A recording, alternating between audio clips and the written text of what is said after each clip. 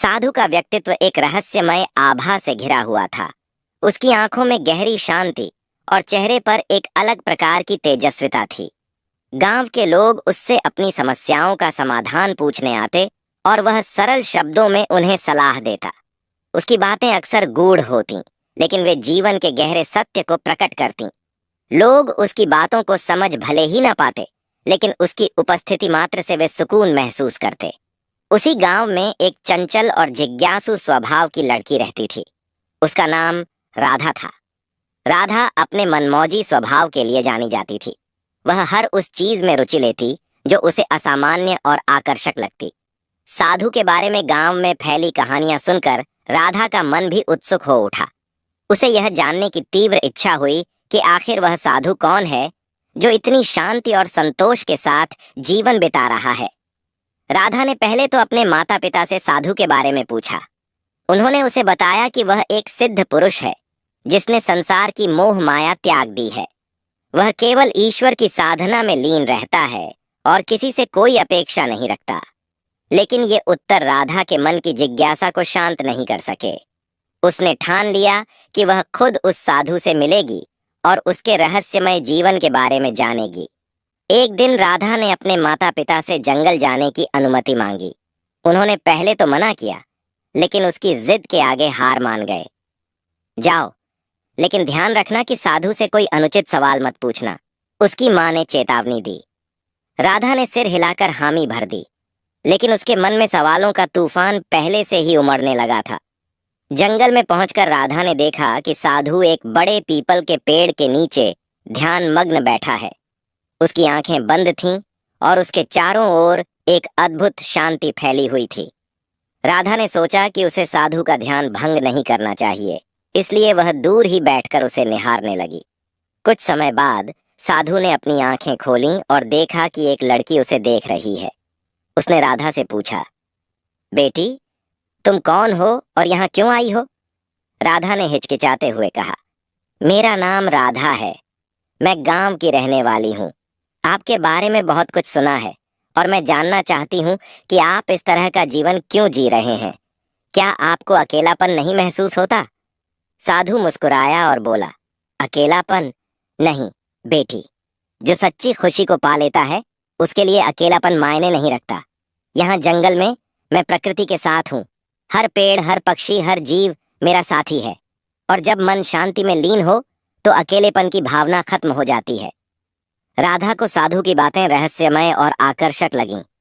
उसने और सवाल पूछने का मन बनाया, लेकिन साधु ने उसे कहा, तुम्हारे सवालों का जवाब मैं दूंगा, लेकिन पहले तुम खुद इन सवालों पर विचार करो। अपने भीतर झांको, तुम्हें उत्तर वहीं मिलेगा। उस दिन राधा ने पहली बार महसूस किया कि साधारण सवालों के जवाब भी गहरे हो सकते हैं। वह साधु के शब्दों पर विचार करती हुई वापस गांव लौट आई। लेकिन उसकी जिज्ञासा और प्रकाश देता है। लेकिन अगर तेल खत्म हो जाए तो क्या होगा? राधा ने तुरंत जवाब दिया, दीपक बुझ जाएगा। साधु ने सिर हिलाया और कहा, बिल्कुल, बाहरी चीजों से मिलने वाली खुशी ठीक उसी तरह होती है। यह क्षणिक है। जैसे ही परिस्थिति बदलती है, खुशी गायब हो जाती है। लेकिन जो व्यक्ति अपने भीतर के प्रकाश को प्रज्वलित कर लेता है, वह स्थायी खुशी का अनुभव करता है। राधा को यह बात गहरी और रहस्यमय लगी। उसने मन ही मन सोचा, साधु की यह बात कितनी अलग है। क्या वास्तव में खुशी का स्रोत हमारे भीतर है? उसने और अधिक जानने की इच्छा जताई। महाराज, आप जो कह रहे हैं उसे मैं पूरी तरह समझ नहीं पा रही हूँ। क्या आप मुझे यह सब समझने में मदद करेंगे? साधु ने धीरे से कहा, तुम्हें इसे समझने के लिए अपने भीतर झांकना होगा। हर दिन थोड़ी देर शांत रहो, अपने विचारों को देखो और महसूस करो कि तुम्हारे अंदर एक असीम शांति का स्रोत है। अगर तुम ऐसा करोगी तो मेरी बात तुम्हें स्पष्ट हो जाएगी। उस दिन से राधा के भीतर साधु की बातों को समझने और आत्मा की गहराई को जानने की तीव्र इच्छा जाग गई। वह हर दिन साधु से मिलने के लिए जंगल जाने लगी। उसके सवाल बढ़ते गए और साधु हर सवाल का उत्तर बड़े धैर्य और सरलता से देता। राधा को साधु की बातें रहस्यमय लगतीं, लेकिन साथ ही वे उसे एक नई दृष्टि भी देती। उसकी जिज्ञासा अब साधु के जीवन के हर पहलू को जानने की ओर बढ़ने लगी। साधु के शांत और स्थिर जीवन ने राधा के मन में एक अद्भुत आकर्षण उत्पन्न कर दिया था। जंगल में उनके बीच के ये छोटे छोटे संवाद राधा के जीवन को बदल किया। हर सुबह वह जंगल की ओर चल पड़ती, मन में ढेर सारे सवाल लेकर। साधु से मिलकर वह अपने विचार और सवाल साझा करती। महाराज, क्या आत्मा अमर है? ईश्वर को महसूस करना कैसे संभव है? क्या ध्यान से मन की अशांति मिट सकती है? ऐसे सवालों की झड़ी लग जाती। साधु हमेशा मुस्कुराते हुए उसकी बात सुनते। उनके उत्तर सरल होते लेकिन गहरे अर्थों से भरे होते। आत्मा का स्वरूप शुद्ध है राधा, वे कहते। यह शरीर और मन के बंधनों से परे है। ध्यान के माध्यम से आत्मा के इस सत्य को जाना जा सकता है। धीरे धीरे साधु और राधा के बीच एक अनोखा रिश्ता बनने लगा। राधा के सवालों में एक मासूमियत और गहरी जिज्ञासा थी जो साधु को आकर्षित करने लगी।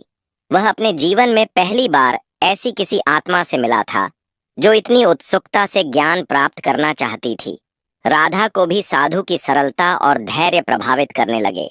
वह देखती कि साधु न केवल उसकी बातों को ध्यान से सुनते, बल्कि हर उत्तर इस तरह देते कि वह स्वयं उत्तर को महसूस कर सके। साधु ने उसे ध्यान करने का अभ्यास सिखाया। बैठो, अपनी सांसों पर ध्यान दो और मन को शांत होने दो। जब तुम्हारा मन शांत होगा तो तुम्हें अपने भीतर की शांति का अनुभव होगा, साधु ने कहा।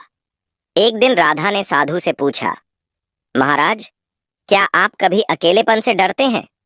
साधु ने हंसते हुए जवाब दिया, अकेलापन तब होता है जब हम खुद से दूर होते हैं, लेकिन जब हम अपने भीतर बसे सत्य को जान लेते हैं तो अकेलापन नहीं बल्कि पूर्णता का अनुभव होता है।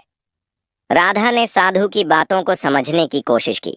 उसने महसूस किया कि साधु केवल बातें नहीं कर रहे थे, वे अपने जीवन में उस शांति को जी रहे थे।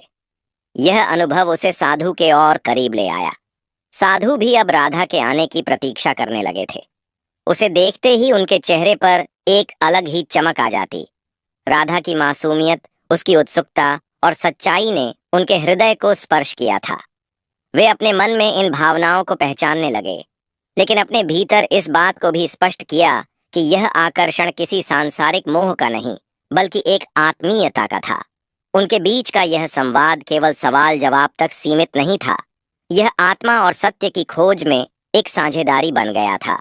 राधा को साधु के साथ बिताया हर पल मूल्यवान लगने लगा और साधु के लिए राधा का साथ उनके तप और साधना में एक नई ऊर्जा का स्रोत बन गया। यह संबंध धीरे धीरे एक ऐसे मोड़ की ओर बढ़ रहा था जहां दोनों के जीवन में बदलाव निश्चित था और साधु के बीच संवाद अब एक आदत बन चुका था। हर सुबह राधा जंगल आती, साधु से मिलती और उनसे जीवन, आत्मा और ध्यान के रहस्यों पर चर्चा करती।